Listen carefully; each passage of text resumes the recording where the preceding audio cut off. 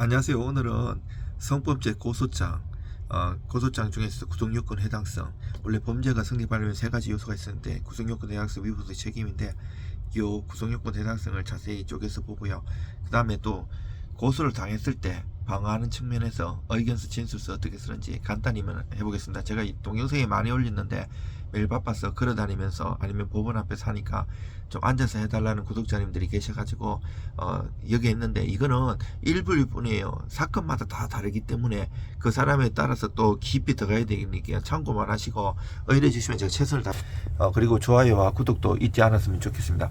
각종 성범죄 고소장 의견서 진술서 공격과 방어, 저는 법학 박사로서요 서울시립대 우리나라에서 박사학위 제일 받기 어려운 학교 중에 하나예요. 그 형법 형사소송법으로 박사를 받았고요. 석사는 고대에서 민법 민사소송법 이런 민사법을 했습니다. 법무사 전문이었고요. 2011년 17회 법무사 시험에 참석하게 했습니다. 형사 실무 문서를 꾸준히 다룬 사람으로서 오늘은 성범죄 고소장을 어떻게 써야 하는지, 서류가 어떻게 작성해야 되는지, 뭐가 들어가야 하는지, 육하원칙을 어떻게 써야 하는지 알아보고요. 피고소인, 이제 고소당한 사람인데 방어할 때 의견서 진술서 어떻게 써야 되는지 잘 꼽아드릴게요. 성범죄 고소장 감정이 아니라 구속요건을 써야 합니다.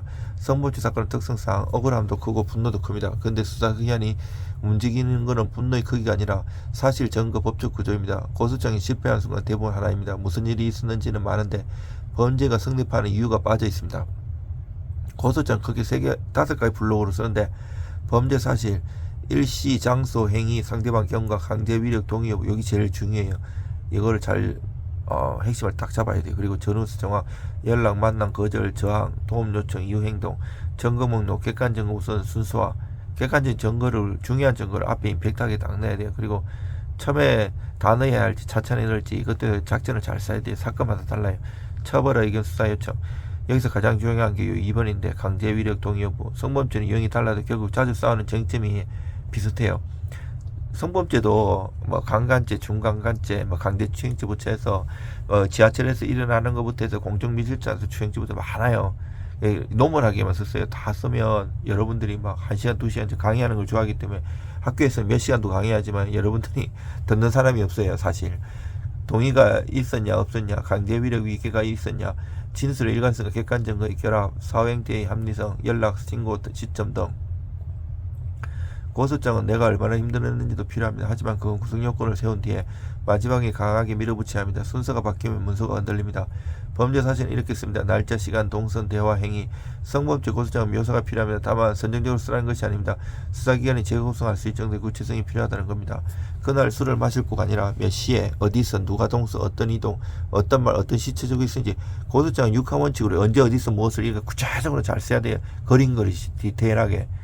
원치 않았습니다가 아니라 거절의 표현, 말, 행동, 저항 또는 몸의 반응, 상대의 반응, 중단 요청, 이런 걸 제대로 안 하고 고소를 하면 나중에 무혐의 나면 오히려 반교를 꽃뱀이를 해갖고 그 고소를 해야 해요. 이 무고죄라고 해가지고, 무고죄는 실제로 처벌되는 사람들도 되게 많아요. 그래서 대충 하면 안 돼요. 정말 정치하기 잘.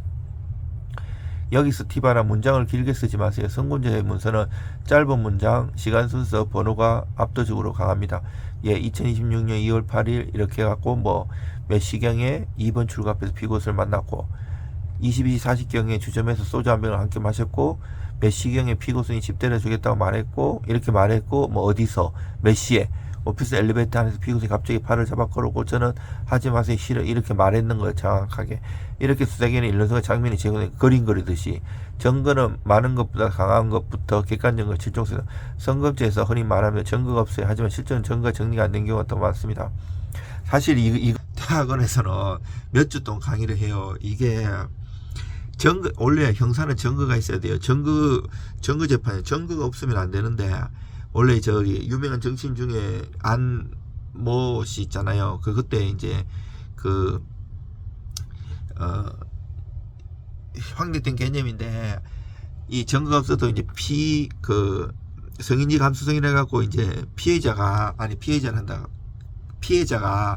그렇게 좀 느꼈다 수치심을 이렇게 하면 처벌된다고 일반적으로 알아가지고 유튜브나 이래 보면 변호사님들이나 막 엄청나게 큰일 났는데 빨리 변호사 선임해가지고 하는데 사실은 엄밀하게 따지면 증거가 있어야 되는 게 맞아요. 그게 이제 디테일한 부분인데 이것도 또 하자면 엄청 길는데 유튜브에 사진은 다 올려놨는데 여러분, 그리고 CCTV 출입 기록, 차량 기록, 카톡 문자, 하여튼 증거가 있어야 된다는 기본으로 까세요. 통화나 통화내역, 진단서 상담 기록, 치료 기록, 주변인 진술, 사진, 메모, 일기 형태 기록, 위치 기록. 고소장에 증거 있어라는 건 쓰지 말고 증거가 뭘 증명하는지 한 줄씩 붙이는 게 중요한데, CCTV 빌딩 1층에 몇 시에 피고수 인체파를 잡았거는 장면 확인 가능. 카톡 이렇게 증거를 설명해 줘야 돼요. 안 그러면 보신 수사관님들이, 경찰관님들이 그거 일일이 이렇게 보면서 이렇게 할 수는 없어요. 떠먹이 주시 돼야 돼요. 서류를 탁탁탁 하면서 포스트잇으로 다 해가고 정제 1호증라고 하고, 나중에 증거 설명서 정의 1증 뭘 하는 거 본문에도 있잖아요. 해놔야 돼요. 카톡 대화를 뽑으면 막 수십 장, 수백 장 되는 걸 알고, 막 녹취록도 수백 장 되는 거 알아서 해라 이게 아니고요. 본문에 고소장 하면서 정제 1호증에 이렇게 하면, 그러면 뒤에 있구나, 이렇게 뒤에 있는 거를 살핀다는 의미보다 본문에 써주면서 이 거짓말이 아니구나, 이런 차원에서 써야 돼. 떠먹이듯이.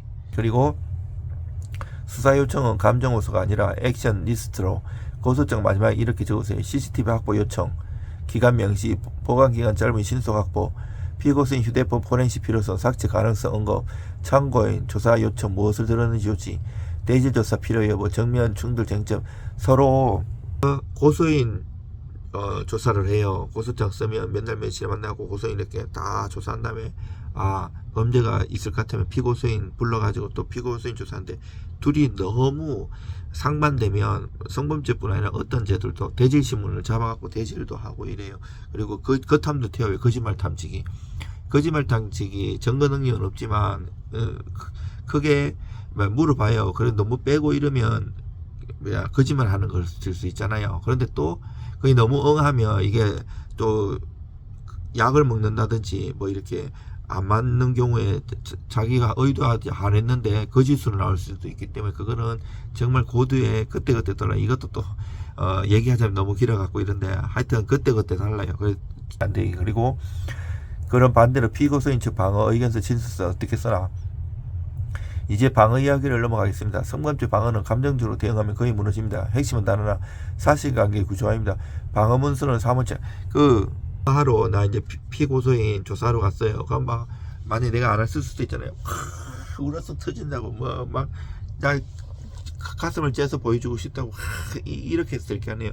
고소장을 열람해가지고, 고소장 열람하면 고소인 인적사항이라든지 증거 목록 이런 거는 치워요. 뭘 했는지를 몰라요. 그래서 고소장에 다 쓰면 또 피고소인이 이걸 보고 어떻게 빠져나가는 방법도 있기 때문에 고소인 대충 쓰고, 나중에 보충 서면을 구체적으로 보충 서면 내면 피고소인이 열람할 때 안 죽을랑이, 그리고 뭘 했는지 모르기 때문에, 하여튼 방법은 여러 가지예요. 그리고 이 방어하는 측에서는 열람을 한 다음에 거기에 조목조목 준비를 해야 돼요.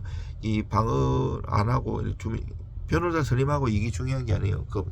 정확하게 의견서 진술해가지고 그걸 보면서 방어를 해야 되는데, 내가 그리고 이제 무슨 죄든 노트를 줘요. 이거 방어 노트라고 하는데 몇 장 줘요. 그러면 적으면서 해도 돼요. 그리고 내가 진술했는 게 있잖아요. 그거를 수사관님이 녹취록처럼 쓰는 게 아니에요. 그분이 이제 범죄 성립하게끔 이렇게 쭉쭉 하는 거기 때문에, 나중에 확인하고 지장을 찍든 도장을 찍는 경우인데 꼼꼼히 잘 봐야 돼요.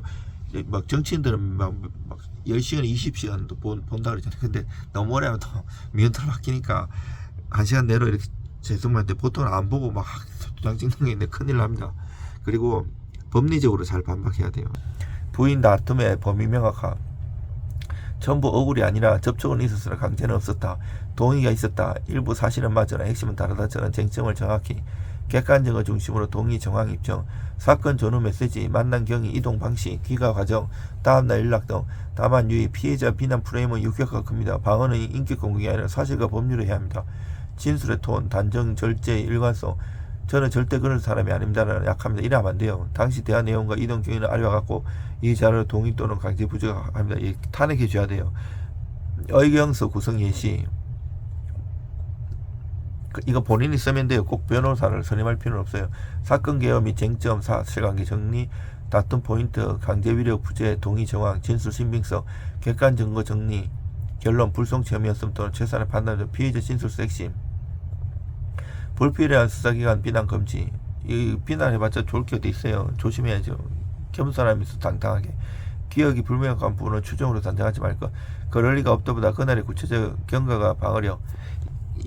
조사하러 가면 피고소인이 이제 조사하러 가면 그 영상 녹화를 할지 그냥 할지 물어봐요. 그때그때 달라요. 그걸 잘 판단해야 되는데 이것도 얘기해요. 또 그리고 또 유튜브 상에서 못할 말도 많고 이거는 다 노멀이고 제가 올린 거는 또 구체적으로 상담을 온다든지 일을 맡으면 또 열과성을 다해서 도와드립니다.